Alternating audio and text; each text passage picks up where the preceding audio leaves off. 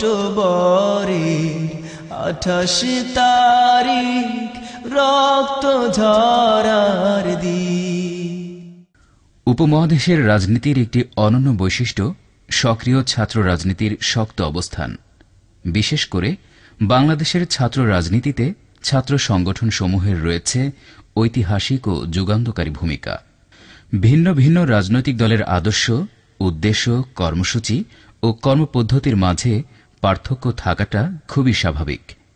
এই স্বাভাবিকতার ধারাবাহিকতায় এখানে যেমন রয়েছে ভিন্ন আদর্শ ভিত্তিক রাজনৈতিক দলসমূহ, তেমনি রয়েছে অনেক দলের অঙ্গীভূত ছাত্র সংগঠন। বাংলাদেশ ইসলামী ছাত্র শিবির স্বাধীন বাংলাদেশে গড়ে ওঠা দলীয় লেজুরবৃত্তি মুক্ত এক আলোকিত ছাত্র সংগঠনের নাম, একটি স্বতন্ত্র শিক্ষা প্রতিষ্ঠান। 1977 সালের 6 ফেব্রুয়ারি ঢাকা বিশ্ববিদ্যালয়ের কেন্দ্রীয় জামে মসজিদ থেকে পথ চলা শুরু করে একে একে 32টি বছর পেছনে ফেলে এ সংগঠন রচনা করেছে এক গৌরবময় ইতিহাস। একটি গঠনমূলক গতিশীল গণতান্ত্রিক সংগঠন হিসেবে একটি একক ও অনন্য অনানুষ্ঠানিক শিক্ষা প্রতিষ্ঠান ও মানুষ তৈরির কারখানা হিসেবে বাংলাদেশ ইসলামী ছাত্র শিবির জনতার মনে, লক্ষ তরুণের হৃদয়ে করে নিয়েছে তার স্থায়ী আসন। 28 অক্টোবর 2006 সেদিন ছিল 4 দলীয় জোট সরকারের 5 বছর পূর্তি দিবস। এই উপলক্ষে 4 দলীয় জোট সরকারের অন্যতম শরিক বাংলাদেশ জামায়াতে ইসলামী ঢাকা মহানগরীর উদ্যোগে বায়তুল মোকাররমের উত্তর গেটে এক সমাবেশের আয়োজন করা হয়েছিল। সেদিন সকাল থেকে চলছিল মঞ্চ তৈরির কাজ। একটি গঠনমূলক গতিশীল গণতান্ত্রিক দায়িত্বশীল সংগঠন হিসেবে ছাত্র শিবিরের নেতাকর্মীরা সকাল থেকেই মঞ্চের আশপাশেই উপস্থিত ছিল। আগামী দিনের কর্মসূচি লগি বৈঠা চোর নিয়ে।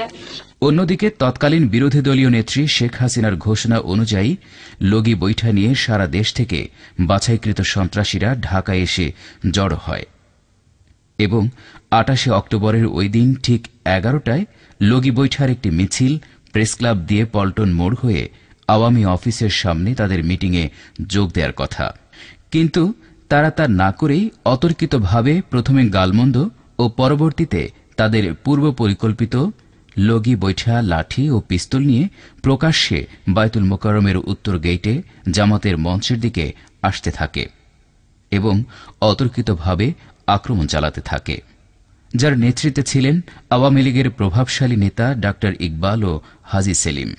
আর এভাবেই লগি বৈঠার হিংস্র থাবায় রাস্তাতেই শাহাদত বরণ করে আমাদের প্রিয় ভাই শহীদ মুজাহিদ।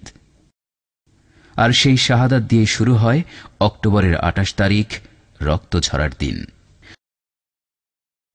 অক্টোবরের 28 তারিখ রক্ত ঝরার দিন। অক্টোবরের 28 তারিখ রক্ত ঝরার দিন। জাতির বুকে তুফান জাগা স্মৃতি অমলিন। অক্টোবরের 28 তারিখ রক্ত ঝরার দিন।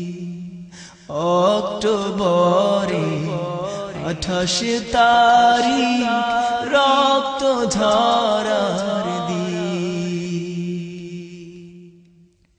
হায় নাদের বৈঠা লাঠি কাঁপিয়ে গেল দেশের মাটি। জাতির জন্য নরঘাতক বড়ই অর্বাচীন। অক্টোবরের 28 তারিখ রক্ত ঝরার দিন। অক্টোবরের 28 তারিখ রক্ত ঝরার দিন। সন্তান হারা আহাজারি আকাশে বাতাস করছে ভারী। মায়ের বুকে শোকের নহর কষ্ট সীমাহীন অক্টোবরের 28 তারিখ রক্ত ঝরার দিন অক্টোবরের 28 তারিখ রক্ত ঝরার দিন আমার ভাইকে মারলো যারা দেশ জনতার শত্রু তারা শহীদ হলো যে সব ভাইরা শুধু তাদের ঋণ অক্টোবরের 28 তারিখ রক্ত ঝরার দিন অক্টোবরের 28 তারিখ রক্ত ঝরার দিন জাতির বুকে তুফান জাগা স্মৃতি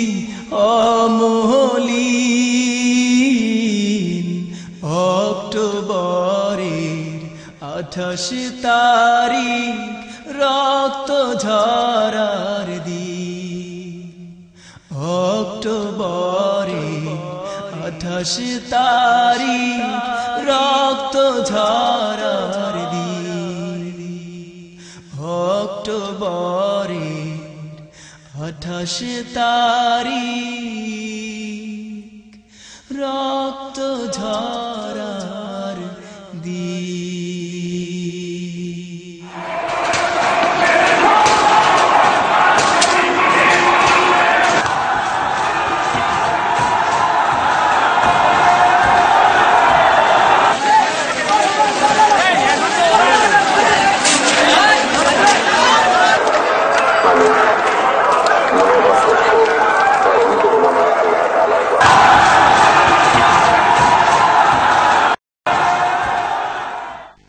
এ কোন শয়তান মানুষের চরম সত্তাকে করে পরিহাস? কোন আজাজিল আজ লাথি মারে মানুষের সবে? না, কবি যে ভাষায় বর্ণনা করেছেন এ দৃশ্য তার চেয়েও ভয়াবহ, পাশবিক এবং সভ্যতা বিনাশী। অন্ধকার যুগের বর্বরতাকেও হার মানিয়েছে 21 শতকের বাংলাদেশের আওয়ামী লীগের নেতৃত্বাধীন 14 দলীয় জোটের বর্বর পাষণ্ড নেতাকর্মীরা। আওয়ামী লীগের সভানেত্রী শেখ হাসিনার নির্দেশে 14 দলের নেতাকর্মীরা 2006 সালের 28 অক্টোবর জামাতের সমাবেশ পণ্ড করার উদ্দেশ্যে লগি, বৈঠা, লাঠি, পিস্তল ও বোমা হামলা চালিয়ে যেভাবে মানুষ খুন করেছে তা সভ্য সমাজের জন্য অতি কলঙ্কজনক একটি ঘটনা। পিটিয়ে হত্যা করার পর লাশের উপর নৃত্য করে উল্লাস করার দৃশ্য দেখে বিশ্ববাসী স্তম্ভিত হয়েছে। 27 থেকে 29 অক্টোবর ঢাকাসহ সারা দেশে আওয়ামী সন্ত্রাসীদের তাণ্ডবে 36 জন মানুষকে জীবন দিতে হয়েছে। আহত হয়েছে 5 সহস্রাধিক জামাত শিবির নেতৃবৃন্দ।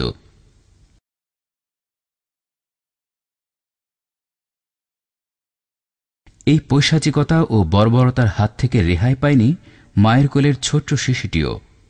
নারী, বৃদ্ধ, এমনকি নিরীহ জনগণও। তাদের 3 দিনের ধ্বংসলীলায় ক্ষতির পরিমাণ প্রায় 4,000 কোটি টাকা।